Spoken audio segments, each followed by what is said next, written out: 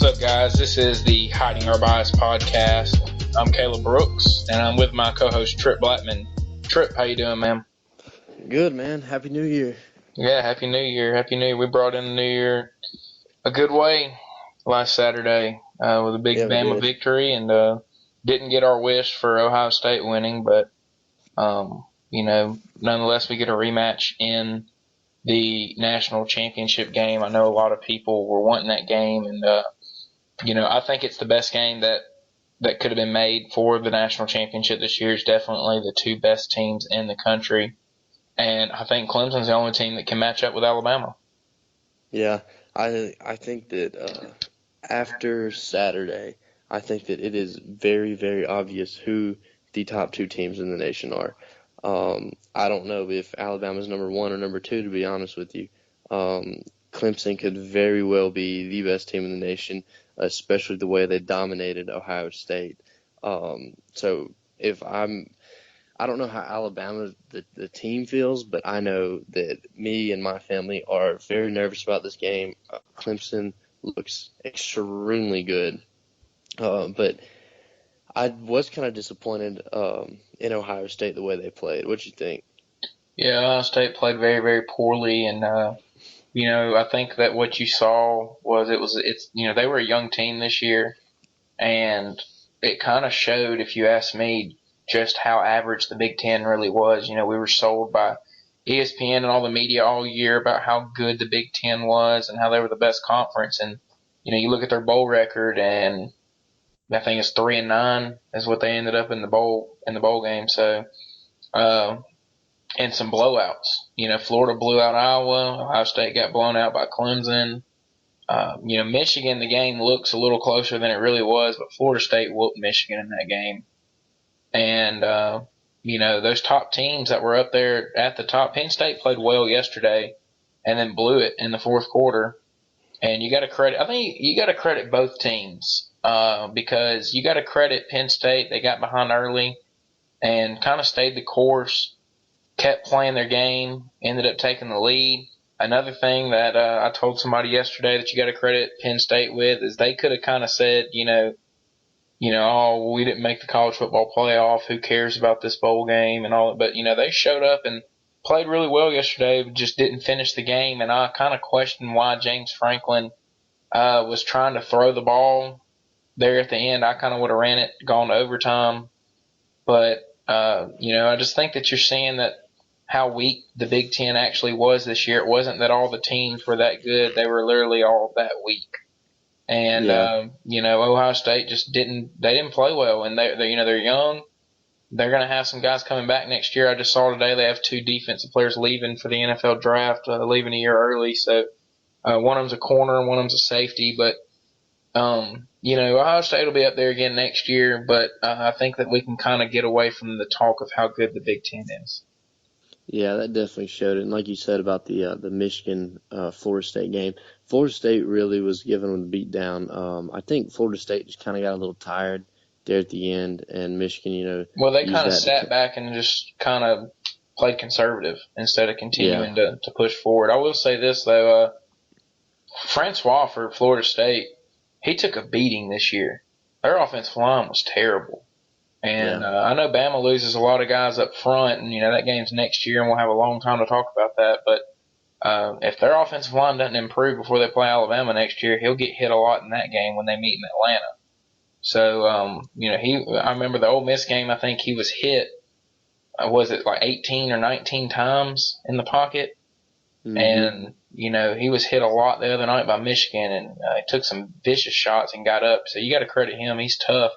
And he's going to be a good quarterback. That's going to be a good game to start next year. Alabama's now going to play back-to-back ACC teams after they play Clemson. But what did you think about the Rose Bowl yesterday? I thought that was a great game. Not much defense played in it, but a lot of back and forth and a lot of good plays being made on both sides.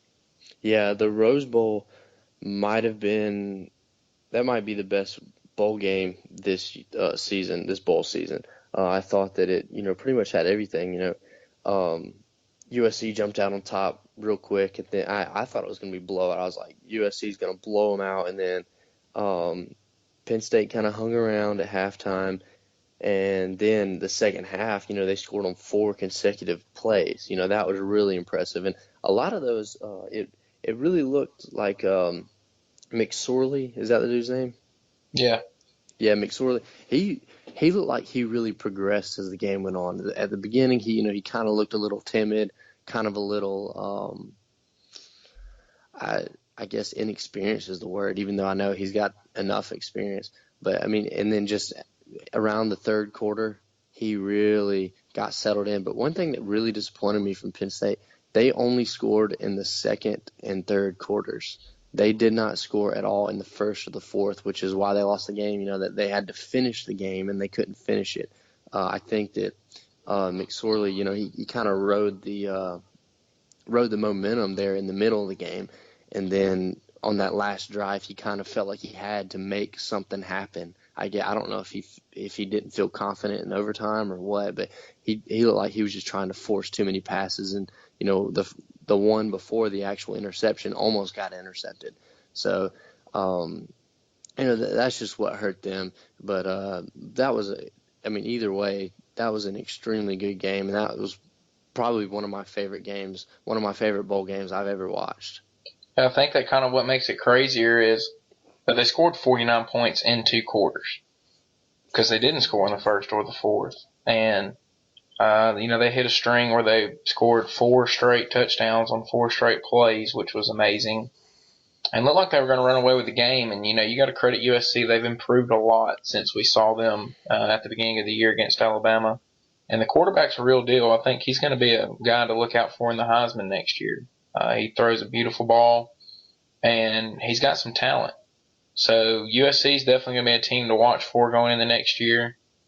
Especially being in the Pac-12. I know Washington loses a good bit of guys, so I think USC is definitely going to be a team that are on a lot of people's preseason, top 4. But another game last night that we had that was a New Year's Six Bowl, Auburn and Oklahoma. Auburn came out early and was playing really, really hard, playing fast, and then you got to credit Oklahoma. They've made some adjustments, and they started hitting Auburn on the edge. They were throwing that swing pass out there to mix in. He was able to get out on the edge and really,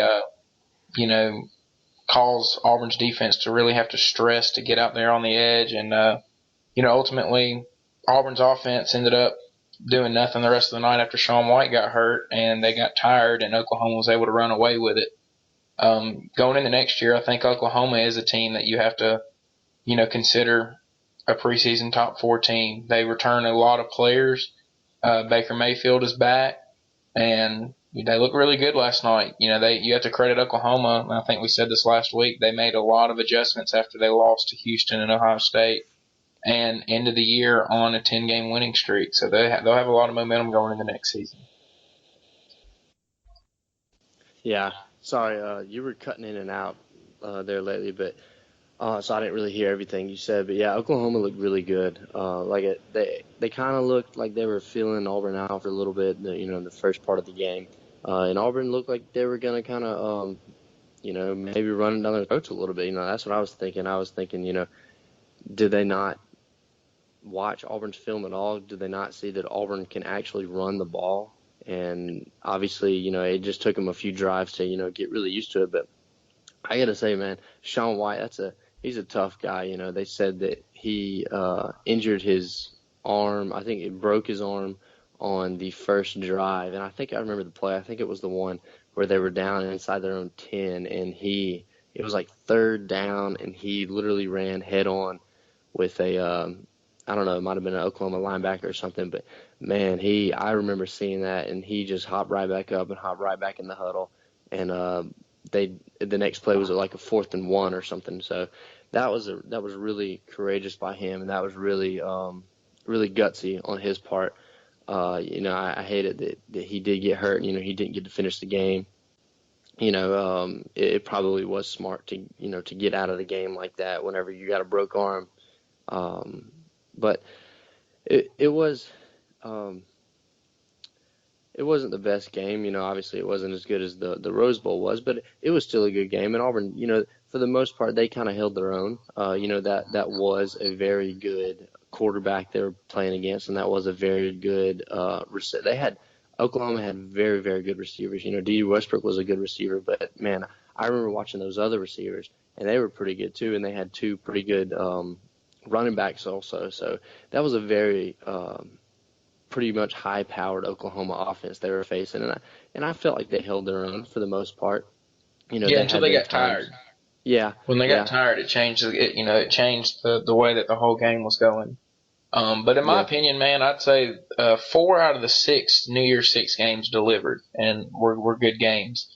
And I would include Alabama and Washington as a good game because Washington held their own 17-7 at halftime, and it took Bo Scarborough breaking some tackles and busting a run in order for Alabama to take that 17-point lead, which ultimately won the game. And early in the game, Washington scored, and it looked like Alabama was going to struggle with them offensively a little bit, but you got to credit Bama for making some adjustments and ultimately shut down Washington's offense. And another person you have to really credit for that was J.K. Scott. He was able to pin Washington inside the 23 of his 8 punts on Saturday, and then he had 2 go in the end zone. So 5 of his punts made them start on the 20 or inside the 20. So you really have to credit him when it comes to that. And Alabama was just able to make plays on defense. They adjusted to what Washington was doing. And, surprisingly, we just never really saw Washington run any trick plays or try anything, that you would see a normal Chris Peterson team do. And I was really kind of surprised by that. But I thought that game was really good up until the end. When Alabama busted the run, that kind of put it away. The Michigan-Florida State game we mentioned earlier was a good game. And, the Wisconsin-Western Michigan game was a good game. Wisconsin had control pretty much the whole entire game, but you got to credit Western Michigan. They were able to hang in there and play with them a little bit. And, they've got a better program than a lot of people gave them credit for. And I think P.J. Fleck's a good coach, and he's definitely not going to be there much longer. Yeah, that was definitely a good game. I was super, super surprised at Western Michigan hanging in there like they did. I kind of think that Wisconsin maybe, I felt like they could have played a little bit better, but Western Michigan still played very, very well, and I was very impressed with them. Yeah, and, the Ohio State and Clemson game, it could have been better had Ohio State's kicker made a couple of those early field goals. I think that when he missed those early field goals that the morale of the team went down a little bit. They tried to hang in there, and they were in there, at halftime, 17-0, still in the game, but ultimately Clemson was just too much. And right now Clemson's playing really well, heading into the national championship the same way they were last year. So a good. I'm not going to call it a rematch because a lot of different players on both teams this year. I was counting up today. Alabama lost 6 guys that played significantly on their defense last year, and lost some offense players, including Derrick Henry. So definitely different teams for Clemson, but it's definitely the 2 best teams going into this game next Monday, and I think it's really going to be a good one. Let me ask you this. So we both agree that Alabama and Clemson are the best 2 teams in the nation. I think that's pretty much set. Everyone can see that. What about knowing now what you know, watching all the bowl games? Who would you say are the 3 through 5 teams? Who would you say the top 3 through 5 teams are in the nation? Number 3 is Washington. Number 4, USC, and number 5, Oklahoma. Okay, yeah, I could agree with that too. Washington, I don't know if I kind of feel like USC would beat Washington, to be honest with you. If they played them again, and yeah, I would think I think that they would, especially the way USC played the other day. One thing I was really, really surprised at is, the whole time after Penn State won the Big Ten, I kind of thought, they just got lucky. They got lucky and beat Ohio State. They got lucky and beat Wisconsin to win the Big Ten. But watching the way that they played against a really good USC team yesterday kind of